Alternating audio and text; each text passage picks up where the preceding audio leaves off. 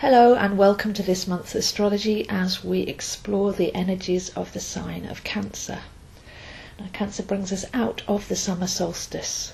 So we enter the summer solstice with the two twins of Gemini, which represent the light and dark half of the year. Then from the 21st to the 24th of June, we have the summer solstice as the sun rises and sets in its maximum arc across the sky, and we receive the most amount of daylight hours in the northern hemisphere. When we come out of the summer solstice, from the 21st of June to around the 22nd or 23rd of July, the sun passes through Cancer, and we go from air in Gemini to water in Cancer, as the sun begins to decrease and brings in the dark half of the year. So when we're dealing with water signs, we're looking at the holding energy, the primordial ocean of light that we come from, through the waters of the womb and into the earthly realms. So Cancer is opposite Capricorn, and we're going from water to earth as we make this journey into this mundane realm. So we're looking at the sonic aspect of sound and light through water, and in our bodies we're dealing with the cells, the cellular emotional memory. So each cell in our body has a membrane around it holding the watery substances in, and this membrane is the memory and the brain of our emotional selves, and that's where we can retain our emotional history, and that can actually then manifest in certain diseases if we're not releasing and letting go of things that are harmful to us. So it's very important when dealing with Cancerian energy to actually work with the three phases of the moon, because the moon is the ruling planet of Cancer.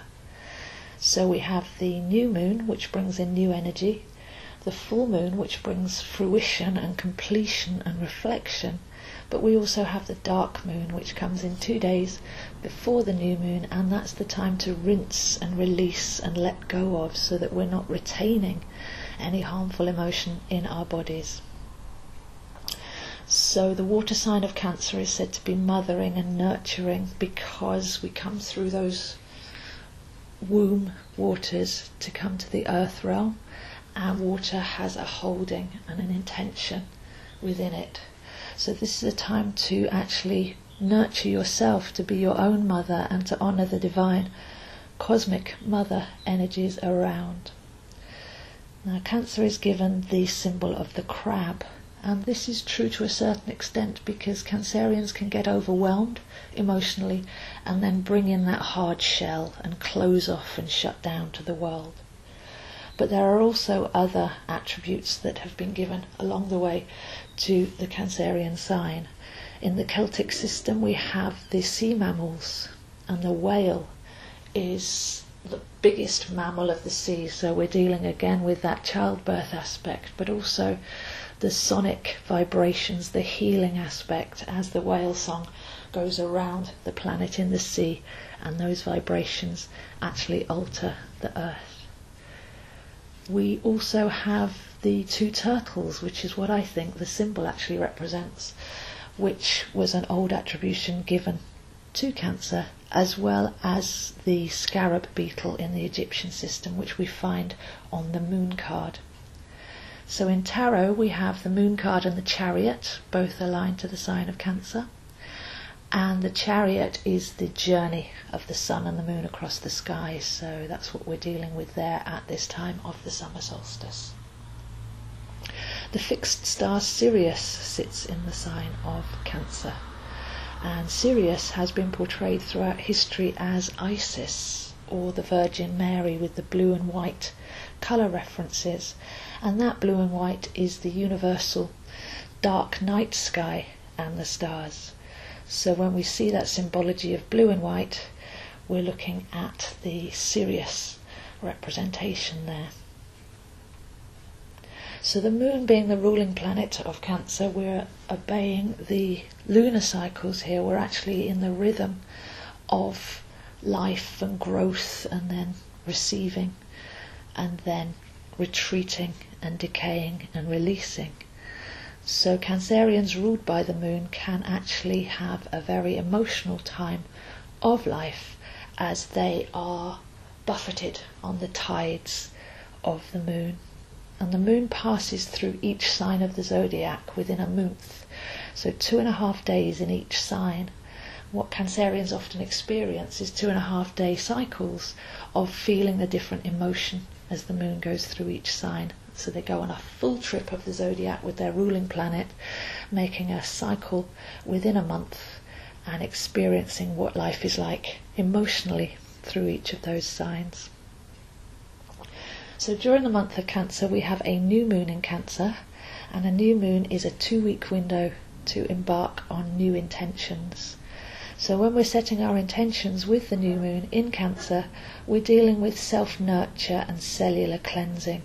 This can be a great time for health, to actually realign our emotional body and make sure that we're not cutting corners or living far too much from the mind and creating emotional stories that don't serve us.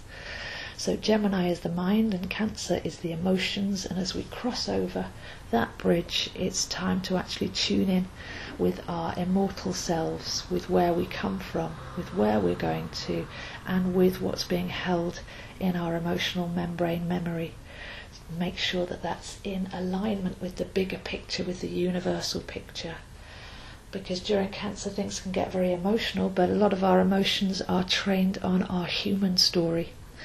And that's only part of the picture. When we start to see ourselves as having lived many, many lifetimes, we can see the bigger perspective, and we can choose to have emotions which actually serve us on a grander scale, rather than getting wrapped up in our psychological and historical programming.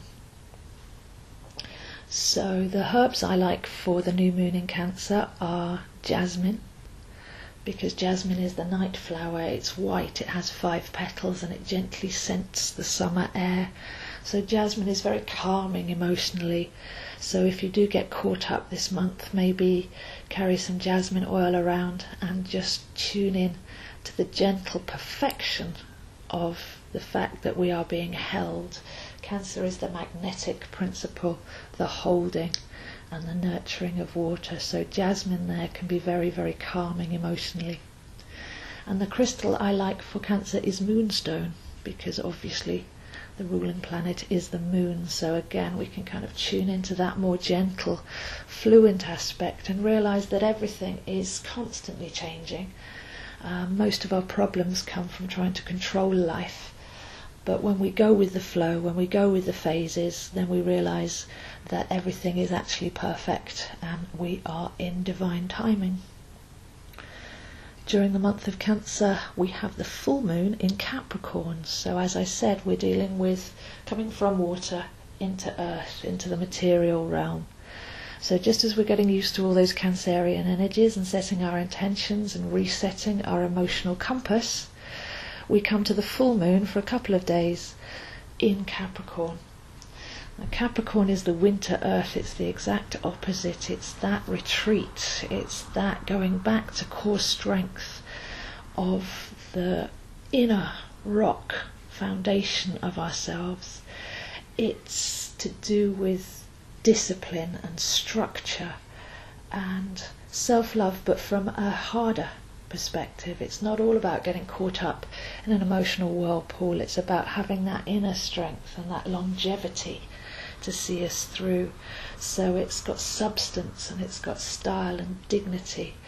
And the Capricorn full moon can often give us that true north compass point if we're working with the energies of Cancer. We're exploring our emotional selves, but then we come back to that strong centre at the Capricorn full moon. But sometimes it can feel harsh. So it's again that fine balance of being gentle with ourselves and just retreating a little bit into the winter of Capricorn, into the eternal aspect of ourselves, and to find that centre. And the herbs that I like for Capricorn are juniper, because it's a great cleanser, it's a detox. So this comes in normally in the month of Capricorn, just when we are detoxing after the solstice celebrations and the abundance of the Sagittarian Christmas energy. We come into the hard month of January and we want to detox. So at the full moon 6 months later in the sign of Cancer, this is a great chance to actually do the detoxing of our cellular energies and to make sure that we're being able to release those emotions that aren't serving us anymore. And the crystal that I like for Capricorn is smoky quartz. It almost reflects that winter mountain. It's got the clarity, but it's also got that dark smokiness and that substance within it. So it's clear, but it's also very strong. So those are the energies for this month, and I'll see you next month.